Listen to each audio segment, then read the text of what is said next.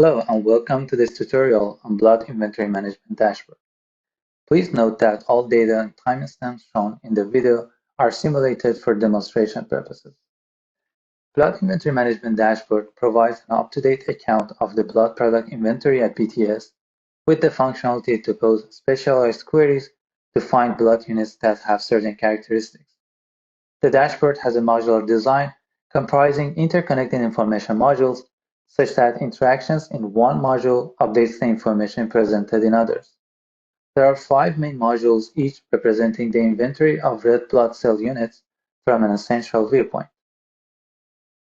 This module represents the inventory from the shelf life viewpoint, which is the most important aspect of the inventory. The color-coded bar chart shows how close the units are to their expiry. For example, the red zone here shows the units that will be expired in the next 3 days. This module presents the distribution of the product attributes. To facilitate cross-matching of blood units with the patient-specific transfusion requisition, the dashboard allows the generation of specialized multi-attribute queries by clicking and selecting the required attributes. This is a priority list which shows the attributes in the order of clinical importance. The number in front of an attribute shows how many units with this attribute exist in the inventory. And this is a bubble chart highlighting those attributes that are more prevalent in the inventory. A combination of the antigens and a special typing can be selected via either the bubble chart or the list to find those units having all the selected attributes. If I'm looking for an attribute and I cannot quickly find it in the bubble chart, I can still browse the list to find the attribute. Let's say I'm looking for an anti-FIA, but it's not prevalent in the inventory, so the corresponding donut chart is not big enough to be found quickly. But since it is clinically important, it comes in the first rows of the priority list. Hovering the mouse on the attribute in the list highlights its donut on the bubble chart as well and shows the numerical values for that attribute. For example, here it is shown that out of 56 units having anti-FIA, 5 units have anti-FIA positive and 51 units have anti-FIA negative. This module here shows the number of units available for each blood type.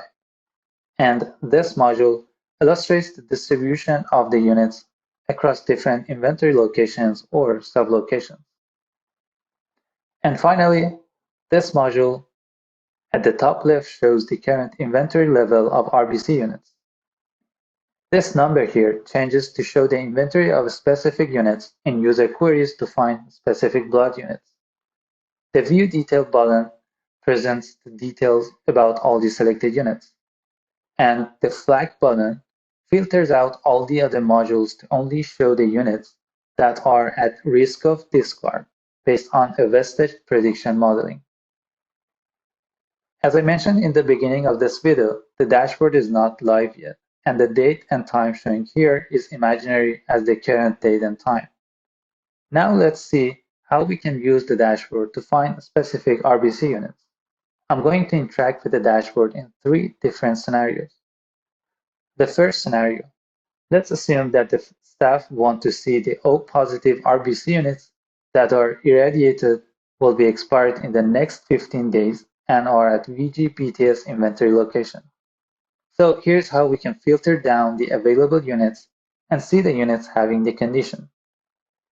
First, I click on O-positive on the bar chart here. Then I choose irradiated from the list, and I drag the slider on the color-coded bar chart to filter those units that will be expired in the next 15 days. And finally, I click on VG-BTS in the inventory location module. It does not matter on which module you click first. As you see, this gives us 3 units. You can click on the View Detail button to see the details for these units. The information that is presented for each selected unit in the details page is unit number, ABO type, supplier, attributes, the precise time to expiry, and the up-to-date transactional lifecycle of the unit, which can be viewed by hitting the Expand button under the Lifecycle column. For example, we choose the first unit. Mouse hovering on the steps reveals more detail, such as date and time that the step was entered into the system, the hospital where the RBC unit is located, and at the time of the transition step, and so on. Hovering the mouse on the prediction element at the end of the transition sequence trail reveals the future state's prediction results. In this diagram, the larger the segment, the more likely that the unit will go through the corresponding state. As we move outward, we see the predictions for the farther states. Here we see that the unit will most likely go through cross-matched, issued, and finally transfused. Please note that the life cycle is just for illustration purposes and it has no bearing on the unit selection.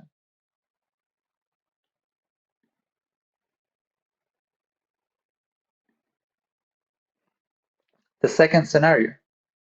Let's assume that the staff want to choose a unit for transfusion that has a time to expiry between 5 and 20 days. The recipient of the unit is blood group O negative and has anti-S and anti-JKA. So here's how we can filter down the available units and see the units having the condition. First, I drag the sliders on the bar chart to 5 and 20 days. Then I choose O negative from the ABO type module, and then I choose anti-S from here and also anti-JK.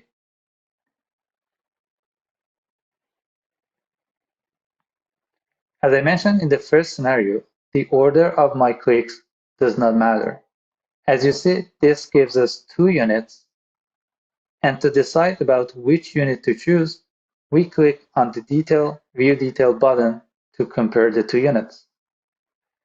By looking at the life cycles of the units and their time to expiry, we may choose the first unit for transfusion. Since it's closer to expiry, 5 days and 21 hours compared to 12 days and 21 hours. And also the first unit has a longer state sequence, meaning that this unit might be in higher risk of being discarded compared to the second one. Besides, the second unit is in transferred state right now and may not be available for transfusion, while the first unit is in available state.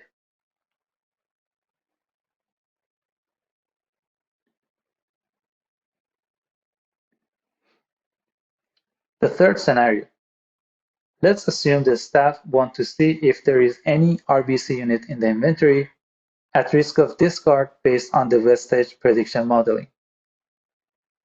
So we click on the flag button to see only those units that are predicted to be heading towards discard. Clicking on this button updates all the other modules to only show the units that are potential discards. Here, 4 RBC units are returned by clicking on the flag button. Then I hit the View Detail button and then expand the life cycle and hover over the prediction element. If we look at the legend and the color coding, we see that the red segment in the diagram means discard. Following the path from the most inner circle to the small red segment shows that there is a slight chance that the unit will go through available, transferred, destroyed, and finally discarded.